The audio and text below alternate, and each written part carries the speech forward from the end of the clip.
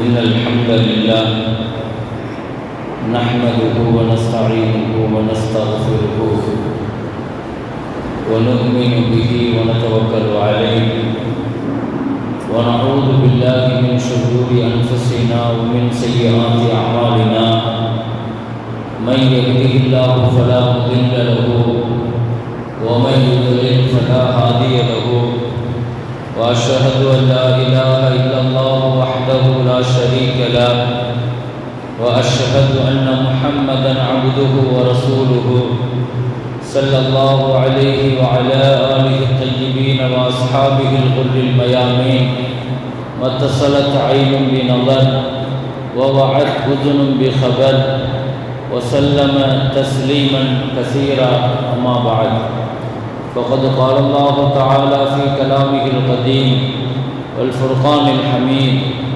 أعوذ بالله من الشيطان الرجيم بسم الله الرحمن الرحيم للفقراء الذين أحصروا في سبيل الله لا يستطيعون في الأرض يحسبهم الجاهل أغنياء من التعفف تعرفهم بسيماهم لا يسألون الناس إلحافا وما تنفقوا من خير فإن الله به عليم قال نبينا محمد رسول الله صلى الله عليه وسلم لا تسأل الناس شيئا أو كما قال عليه الصلاة والسلام அளவற்ற அருளாளன் நிகரில்லா அன்புடையோன் எல்லாம் வல்ல அல்லாஹுவை போற்றி புகழ்ந்தவனாக உயிருக்கு உயிரான உயிரிடும் மேலான கண்மணியான சாத்தமுல் அம்பியாகி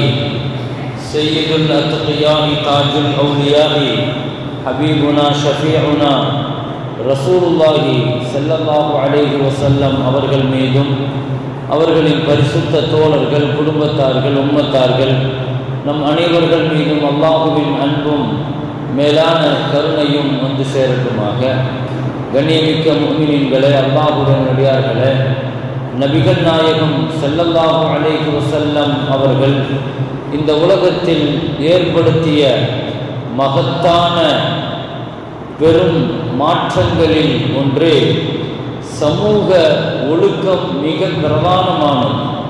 சமுதாயத்திலே ஒழுக்கத்தை நபிகள் நாயகம் ஸல்லல்லாஹு அலைஹி வஸல்லம் கற்றுக் கொடுக்கிறார்கள். அளவு கடந்த பேராசை, துன்யாவின் மீதான மோகம், இது போன்ற சூழ்நிலைகளிலிருந்து மனிதர்களை நிதானப்படுத்தி துன்யாவின் மீதான அளவு கடந்த பேராசை வாழ்க்கையில் எப்பொழுதும் நமக்கு மிக மோசமான பாதையை காட்டி தந்துவிடும் என்பதை ஸல்லல்லாஹு அலைஹி வஸல்லம் சஹாபிகளை மிக அழகாக நேர்த்தியாக வழிநடத்தினார்கள். எந்த சூழ்நிலையிலேயும் அவர்களை நிதானப்படுத்தினார்கள். இஸ்லாத்தை ஏற்றுக்கொள்ள வந்த சஹாபிகளிடத்திலே கலிமாவை சொல்லிக் கொடுத்ததற்கு பின்னால், ஷிர்க் எவ்வளோ பெரிய பாவம் என்று சொல்லிக் கொடுத்ததற்கு பின்னால், அல்லாஹுவுக்கு நீங்கள் எந்த சூழ்நிலையிலையும் இணை வைக்கக்கூடாது என்று ஓரிரை கொள்கை பாட்டை நபிகள் நாயகம் ஸல்லல்லாஹு அலைஹி வஸல்லம் அந்த நபித்தோழர்களுக்கு சொல்லிக் கொடுத்ததற்கு பின்னால், இரண்டாவதாக சில உறுதிமொழிகளை நபித்தோழர்களிடத்தில் வாங்குவார்கள். அன்றைக்கு நபிகள் நாயகம் ஸல்லல்லாஹு அலைஹி வஸல்லத்தினுடைய கரம் பிடித்து கைப்பிடித்து எந்தெந்த உறுதிமொழிகளை நபித்தோழர்கள் பெற்றார்களோ அந்த உறுதிமொழியை இதற்கு பைஅத் என்று சொல்லப்படும். நபிகள் நாயகம் ஸல்லல்லாஹு அலைஹி வஸல்லம் கலிமா சொல்லிக் கொடுத்து விட்டு அவர்களுடைய கையை பிடித்து தங்களுடைய கரத்திற்கு மேலால் வைத்து சில உறுதிமொழிகளை நபித்தோழர்களிடம் வாங்குவது ரசூலினுடைய பழக்கம். அதற்கு பெயர் பைஅத். அந்த உறுதிமொழி சஹாபிகளினுடைய கரம் ரசூலினுடைய கரத்தில் இருக்கும். அல்லாஹ் குர்ஆனிலே சொன்னான், அவர்கள் வைப்பது ரசூலினுடைய கையின் மீது அல்ல, அல்லாஹுவின் கரத்தின் மீது என்று அல்லாஹ் தஆலா சொன்னான். அப்படி நிறைய விஷயங்களில் உறுதிமொழி வாங்குவார்கள் ஸல்லல்லாஹு அலைஹி வஸல்லம்.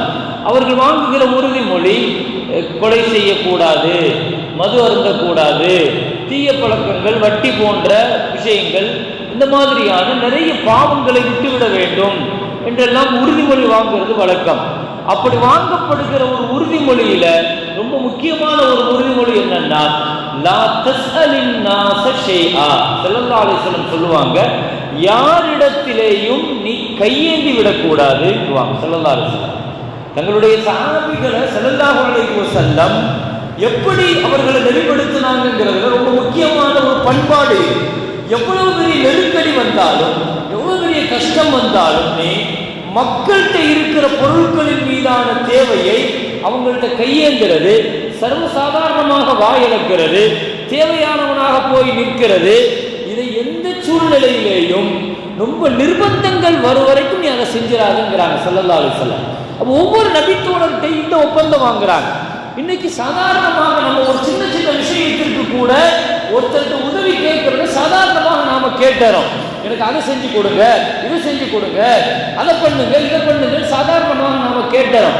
ஆனால் லா தஸ்அலின் நாஸ ஷைஆ, மக்கள்கிட்ட தேவையாகிறது, மக்கள்கிட்ட வாய் இழக்கிறது, மக்கள்கிட்ட தேவையாகி போய் நிற்கிறது. இஸ்லாத்தை பற்றி சொல்லிக் கொடுக்கிற பொழுது ஸல்லல்லாஹு அலைஹி வஸல்லம் இதை பிரதானமாக சொல்லிக் கொடுக்கிறார்கள். இதை சஹாபாக்கள் தங்களுடைய வாழ்நாள் முழுக்க இதை பேணினாங்க. எந்த நெருக்கடி வந்துட்டாலும் சஹாபிகளை பொறுத்தவரைக்கும் அவ்வளவு சீக்கிரத்துல போய் இன்னொரு ஆள்கிட்ட எனக்கு அது கொடுங்கல, அதை தாங்கல, இதை தாங்கலன்னு கேட்க மாட்டாங்க.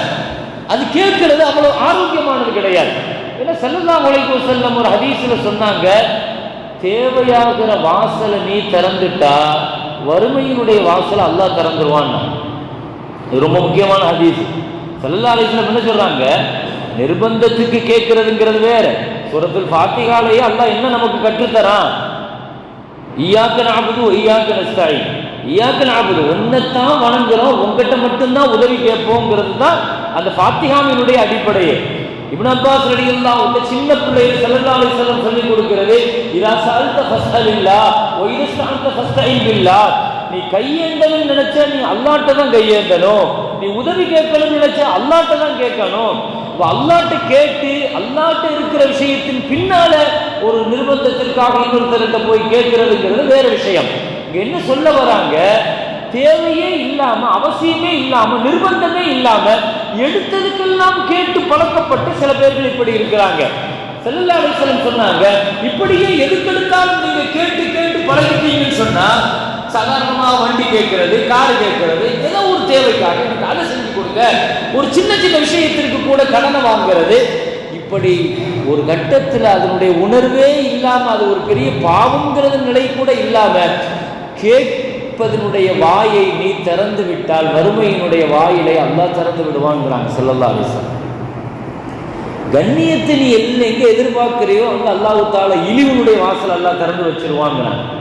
எல்லா இடத்துலையும் போற இடத்துல எல்லாம் என்னை கண்ணியப்படுத்தணும், நான் கௌரவமா நடக்கணும் அப்படிங்கிற எதிர்பார்ப்பு உங்ககிட்ட வந்துருச்சுன்னா அல்லாஹ் இழிவு தந்துருவாங்கிறாங்க ஸல்லல்லாஹு. நீ எதிர்பார்க்கற, நீ எதிர்பார்க்காம அல்லாஹ் உனக்கு கண்ணியத்தை கொடுக்குறான்னு அது வேற விஷயம். அது அப்ப ஸல்லல்லாஹு அலைஹி வஸல்லம் என்ன பைஅத் செய்யும் போது, இஸ்லாத்திற்கு வருகிற பொழுது என்ன சொல்லி கொடுக்குறாங்க, இது ரொம்ப முக்கியமான பண்பு.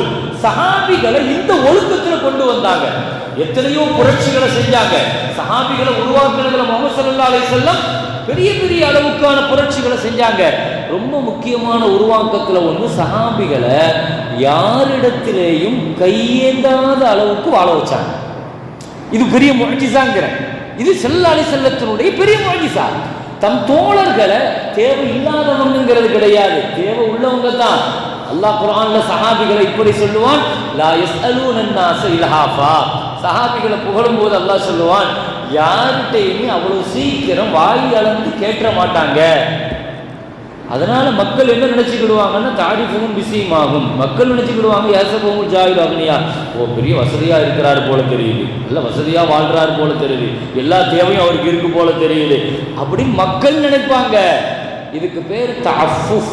தஅஃபுஃப் பத்தினித்தனம் என்று சொல்லுவார்கள். அப்பழுக்கற்ற முறையில ரொம்ப பேணுதல் என்று சொல்லுவார்கள். தமிழ்ல இதுக்கு பல வார்த்தை இருக்குது. இப்படி வாழ்ற இந்த வாழ்க்கையை சஹாபிகளுக்கு ஸல்லல்லாஹு அலைஹி வஸல்லம் கற்றுக் கொடுத்தாங்க. இது எப்போ சொல்லி கொடுக்குறாங்க, களிமா சொல்லி கொடுக்கும் போது இதையும் சேர்த்து உறுதிமொழிகள். நீ யார்கிட்டையும் கேட்காத, கேட்டு பழகாத, அது நல்ல பழக்கம் இல்லை.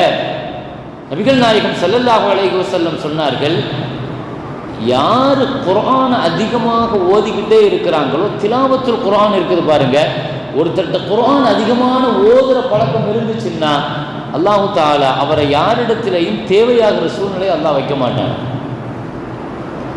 குர்ஆன் குர்ஆனுடைய தொடர்புல குர்ஆன் ஓதிக்கிட்டே இருந்த எந்த சூழ்நிலையிலையும் ஒருத்தருக்கு தேவையாகிற சூழ்நிலையை அல்லாஹ் வைக்க மாட்டான் அப்படி நபி ஸல்லல்லாஹு அலைஹி வஸல்லம்.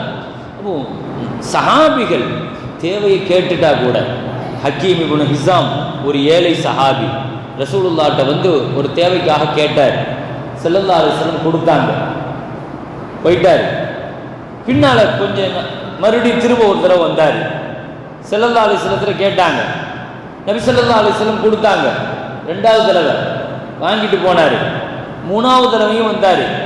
மூணாவது தடவை ஸல்லல்லாஹு அலைஹி வஸல்லம் முகம் சுளிக்காம கொடுத்தாங்க. நான்காவது தடவையும் அவர் வந்து நிற்கிறார். சில பேர்களுக்கு இது பழக்கமாயிடும்ல, கேட்டு கேட்டு இப்படியே பழகினா ஒரு கட்டத்துக்கு மேலே அந்த கூச்ச சுபாவத்தை அல்லாஹ் எடுத்துருவான். இப்போ அந்த மாதிரியான ஒரு சூழ்நிலை சில பேரை பார்த்தீங்கன்னா யார்கிட்ட பார்த்தாலும் கடன் கேட்டுக்கிட்டே இருப்பாங்க. அது அவருடைய பழக்கமாகவே மாறிப்போகும். முதல்ல கேட்கும்போது ஒரு கூச்சம் இருக்கும், எப்படி கேட்கறதுங்கிற அந்த ஒரு தயக்கம் இருக்கும். அது வந்து அல்லாஹ் ஒரு மூமினுக்கு வச்சிருக்கிற முக்கியமான பாதுகாப்பு பண்பு அது. அந்த தயக்கம்ங்கிறது அது அவரை எப்போவுமே பாதுகாக்கும். வாங்கிட்டோம்னா திரும்ப கொடுக்கணுமே அப்படிங்கிற அந்த எண்ணம் எல்லாம், அந்த பயம் இருக்கும். 3 தடவைக்கு பின்னால் 4வது தடவை வந்து கேட்டார். ஸல்லல்லாஹு அலைஹி வஸல்லம் அவர்கிட்ட சொன்னாங்க, ஹக்கீம் இன்ன துன்யா ஹுலுவுன் ஹதிரத்துன், துன்யா இருக்கிற அது எப்போவுமே அது கவர்ச்சிகரமாக பசுமையாக இன்பமாக தான் இருக்கும். எவ்வளவு வந்தாலும் தேவைங்கிற மாதிரி தான் இருக்கும் அது அப்படின்னு சொல்லிட்டு, மன் அஹதஹு பிஸகாவத்தி நஃப்ஸின், அல்லாஹ் உனக்கு ஏதாவது தரான்னு சொன்னா, ஏதாவது அல்லாஹ் உனக்கு தந்தான்னு சொன்னா, உனக்கு ஏதாவது வகையில் ரிஸ்க் கிடைக்குதுன்னு சொன்னா, பிஸகாவத்தி நஃப்ஸின், மனசு நிறைஞ்சி நீ அதை எடுத்து பழகு. மனசு நிறைஞ்சி நீ அதை எடுத்து பழகு. நான் இவ்வளோ எதிர்பார்த்தனே, இவ்வளவு தானே கிடைச்சிச்சு, என்ன செய்யறது, இப்படி குறைபாட்டோட நீ ரிஸ்க் எடுக்காத. ரிஸ்க்குங்கிறது அப்படி எடுக்கக்கூடாது. என்ன துன்யாவை பொறுத்த வரைக்கும் நீ யார்கிட்டையுமே தேவையாகாம வாழணும்னா இது ரொம்ப முக்கியம் கற்றுக் கொடுக்குறாங்க. அல்லாஹ் உனக்குன்னு எந்த ரிஸ்க்கை தரானோ அது கொஞ்சமோ அதிகமோ அது உன் கையில் கிடைக்கிற பொழுது நீ மன நிறைவா அல்ஹம்துலில்லாஹ் நீ எடுத்துப்பாரு. உன் தேவையை பூரா அந்த ரிஸ்க்கு பூர்த்தியாக்கி தரும். செல்லாது பையன் சம்பாதிக்கிறான், பையனை பெருசாக நம்ம எதிர்பார்த்துருப்போம், இவ்வளோ சம்பாதிப்பான்னு எதிர்பார்த்துருப்போம், இந்த இது படிப்பான்னு எதிர்பார்த்துருப்போம், இந்த காலேஜ் கிடைக்குன்னு எதிர்பார்த்துருப்போம், இந்த துறைக்கு வருவான்னு எதிர்பார்த்துருப்போம், இவ்வளவு சம்பளம் கிடைக்குன்னு எதிர்பார்த்துருப்போம், இந்த இடத்துல சம்பந்தம் கிடைக்குன்னு எதிர்பார்த்துருப்போம். வாழ்க்கையில் எதிர்பார்ப்புகள்ங்கிறது சாதாரணமான விஷயம்தான்.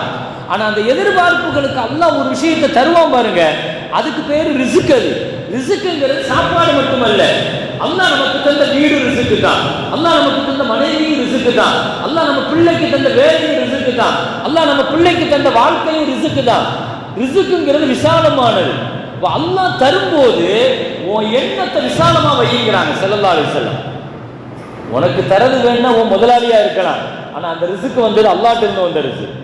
முதல்ல ஸல்லல்லாஹு அலைஹி வஸல்லத்தை ஹதீஜா அம்மா வியாபாரத்துக்காக கூப்பிட விடுறாங்க.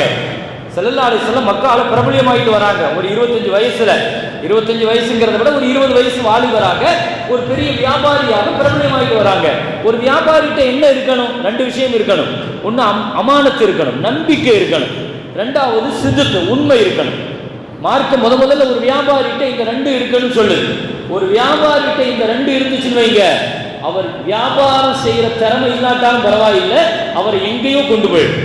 ஒரு வியாபாரிக்கு அல் அமீன் அஸ் சாதிக் இந்த 2 பேரை வாங்கிட்டாருன்னா அவர் வியாபாரியா ஜெயிச்சுட்டாருன்னு அர்த்தம். ஸல்லல்லாஹு அலைஹி வஸல்லம் மக்கால அந்த பேரை வாங்கினாங்க. அப்போ ஹதீஜா அம்மா அன்னைக்கு மக்காவினுடைய பெரிய வியாபாரி, பெரிய செல்வ சீமாட்டி. பிசினஸ் எந்த அளவுக்கு, சிரியா யமன் பெரிய அளவுல நாடுகள் கடந்து வியாபாரம் செஞ்சுட்டு இருக்கிற ஒரு பெரிய வியாபார சக்கரவர்த்தி. அவங்கள்ட்ட இருந்து ரசூலுல்லாஹ்வுக்கு அழைப்பு வருது. என்ன அழைப்பு வருது? நீங்க எங்கிட்ட லேபரா வேலைக்கு சேருங்க. ஸல்லல்லாஹு அலைஹி வஸல்லம் அப்போ சின்ன சின்ன வியாபாரம் பண்ணிட்டு இருக்கிறாங்க, ஊருக்குள்ள லோக்கல் வியாபாரம் பண்ணிட்டு இருக்கிறாங்க, வெளியூர்களுக்கு போனதில்லை, வெளிநாட்டுக்கு போனதில்லை. அப்படி செஞ்சுக்கிட்டே இருக்கும்போது அவருடைய வியாபார திறமையை விளங்கி ஹதீஜா அம்மா ஸல்லல்லாஹு அலைஹி வஸல்லத்துக்கு அழைப்பு விடுக்கிறாங்க.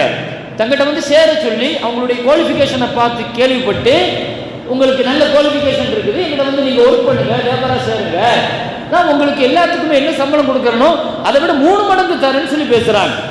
அதை விட 3 மடங்கு உங்களுக்கு சம்பளம் கொடுக்குறேன்.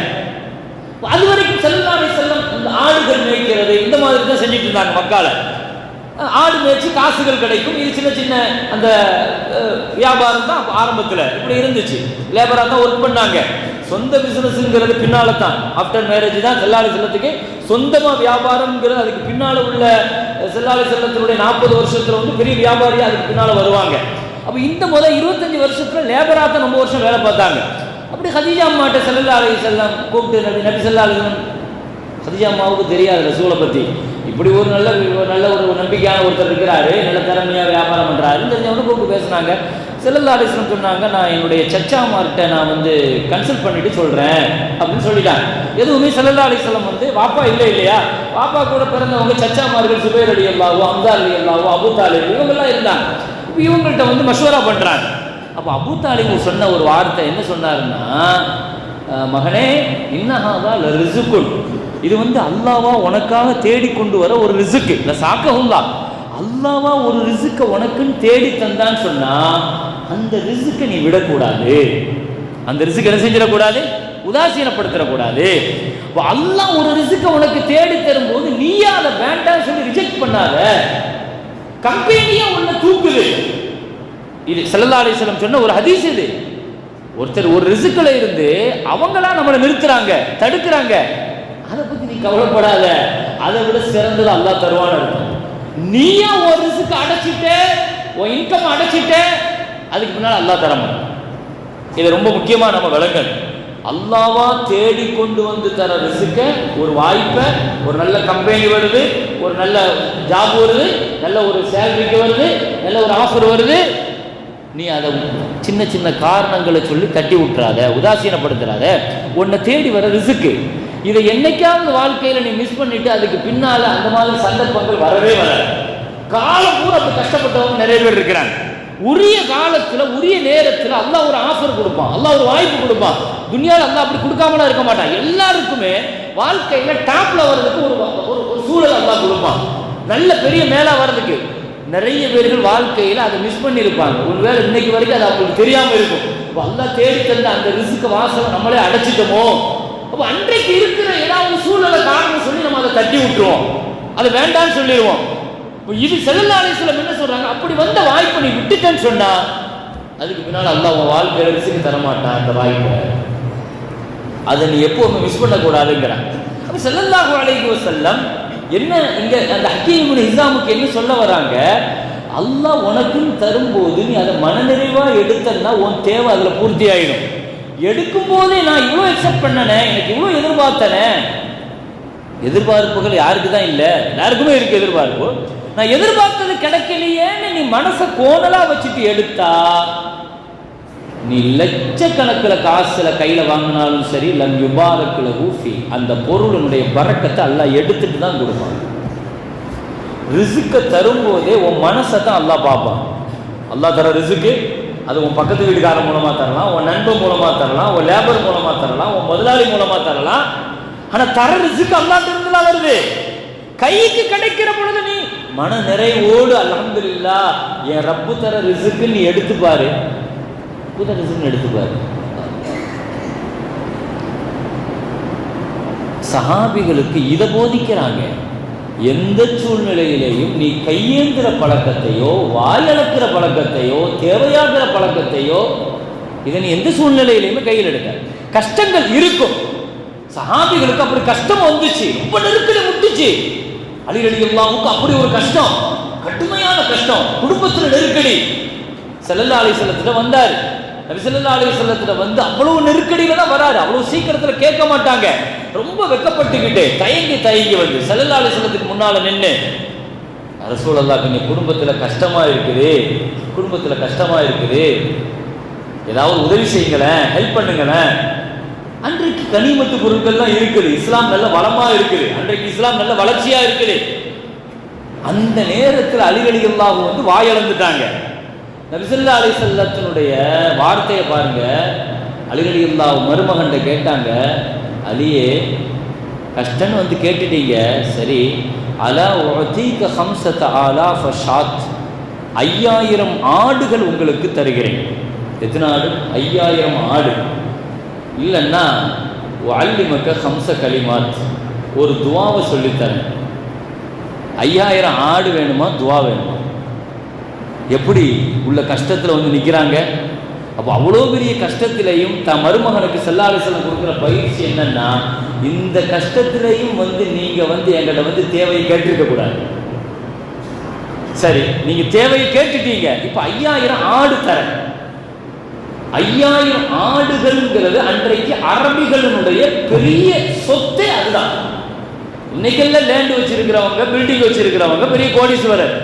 அன்னைக்கு அரபிகளை பொறுத்த வரைக்கும் ஆட்டு மந்தை வச்சிருந்தா, ஒட்டக மந்தை வச்சிருந்தா, இவர் தான் அன்னைக்கு பெரிய, அன்னைக்கு சோர்ஸ் வியாபாரம்ங்கிறது, பிசினஸ்ங்கிறது, அன்னைக்கு பெரிய சொத்துங்கிறது இதுதான் சொத்து.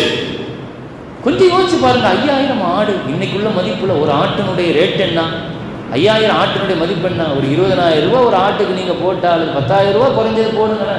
10000 ரூபாய் போட்டு 5000 ஆடுகளுடைய மதிப்பு என்ன? அன்னைக்கு அவ்வளோ பெரிய காசை ஸல்லல்லாஹு அலைஹி வஸல்லம் வேணுமா இல்லை துவா வேணுமான்னு கேட்குறாங்க.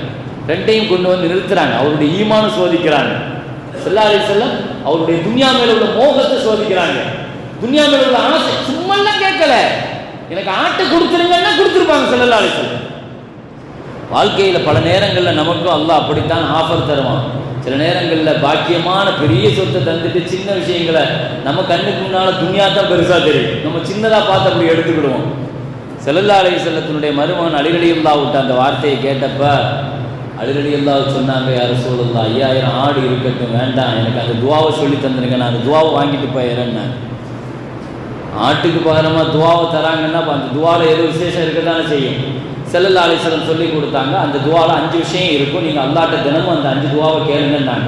ஒரு துவா தான், அதில் 5 விஷயம் இருக்கும். அல்லாஹும்ம மக்ஃபிர் தம்பி வவஸ்ஸி குலுகி வதய்யிப் கஸ்பி வகன்னி ரிஸ்கி வலா துذஹிப் கல்பி ஸர்ரஃப்தனி. 5 விஷயம். முதல்ல, யா அல்லாஹ் என் பாவத்தை மன்னிச்சிரு, யா அல்லாஹ் என் குணத்தை விசாலமாக்கிக்கோ, என் குணம் விசாலமான குணமாக இருக்கணும், என்னுடைய சம்பாத்தியம் ஹலாலான சம்பாத்தியமாக இருக்கணும். 4வது, எனக்கு நீ தர ரிஸ்க்கு என் தேவையை போதுமாக்கணும், பூர்த்தியாகணும். ரிஸ்க்கை தந்துட்டு போதுங்கிற மனசை தரலன்னா அது பிரயோஜனம் இல்லை. இன்னைக்கு நிறைய பேர்களுக்கு அப்படித்தான். அல்லாஹ் ஒன்றை கொடுத்து ஒன்றை எடுத்துட்டான். இல்லை, ரிஸ்க்கு நிறைய கொடுத்துட்டான், ஹலாலான ரிஸ்க்காவே கொடுத்துட்டான். ஹலாலான ரிஸ்க்கே நிறைய கொடுத்துட்டான், நிறைய வச்சிருக்கிறாரு, ஹலாலாக சம்பாதிச்சாரு. ஆனாலும் போதுமாக மாட்டேங்கிறேன், போதுமாக மாட்டேங்கிறேன், தேவை பூர்த்தியாக மாட்டேங்கிறேன், வேணுங்கிற எண்ணம் இருந்துகிட்டே இருக்கிறேன், அடுத்தடுத்த டாஸ்க் இருந்துகிட்டே இருக்கிறேன். இது ஒரு ஹராம் ரிஸ்க் அல்ல. ஹராம் அது என்னைக்கு தருத்திரியம் தான், அதை விடுங்க. ஹலாலா சம்பாதிச்சாரு, ஹலாலா சம்பாதிச்சுட்டாலே போதுமாயிடும் நீங்க நினைக்காதீங்க. ஹலாலுங்கிறது வேற, போதுங்கிறது வேற. அல்லாஹ் ஹலால தந்த பல பேர்களுக்கு போதுங்கிற எண்ணத்தை அல்லாஹ் தரல, அதை எடுத்துருவான். அதனுடைய விளைவு என்ன? கபருக்கு போற வரைக்கும் அவருக்கு தேவை இருந்துகிட்டே. நல்லதான் சம்பாத்தியம். பையன் எவ்வளவு சம்பாதிக்கிறான்? 5 லட்சம் ரூபாய் சம்பாதிக்கிறாரு, இன்னொரு பையன் 4 லட்சம் ரூபாய், அவர் யூஎஸ்ல இருக்கிறாரு, இவர் யூகேல இருக்கிறாரு. இவர் குறை பாடிக்கிட்டே இருக்காரு, குறை இருந்துகிட்டே இருக்கு. ஏன் அந்த மனநிறைவு எங்க போச்சு?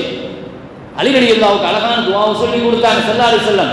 யா அல்லாஹ் என் பாவத்தை மன்னிச்சிரு, யா அல்லாஹ் என் குணத்தை விசாலமாக்கு, என் சம்பாத்தியத்தை ஹலாலாக்கு, நீ தர ரிஸ்க்கு போதுமானதாக ஆக்கு, என் சம்பாத்தியத்தை போதுங்கிற மனநிறைவை தான்.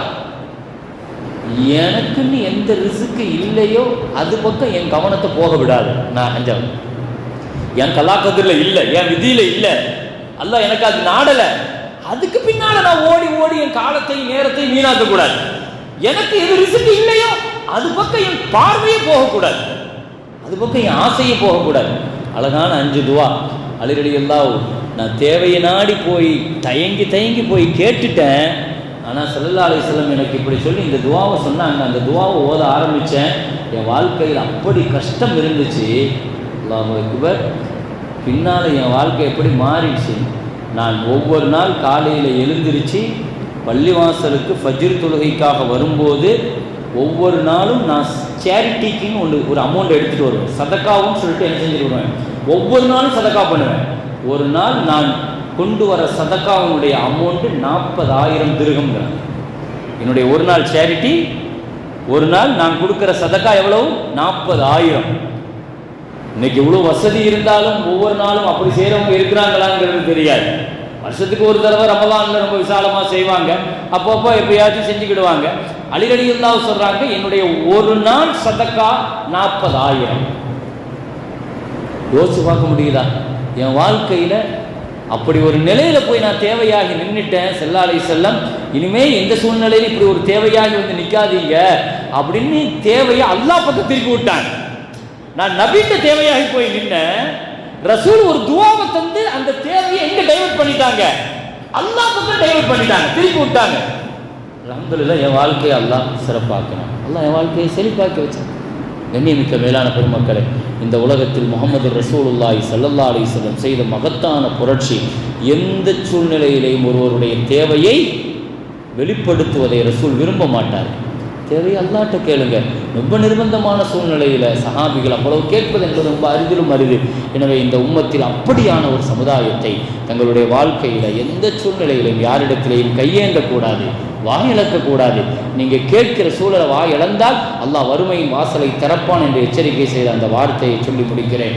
ஆஹிரு தாவானா அல்ஹம்துலில்லாஹி ரப்பில் ஆலமீன்.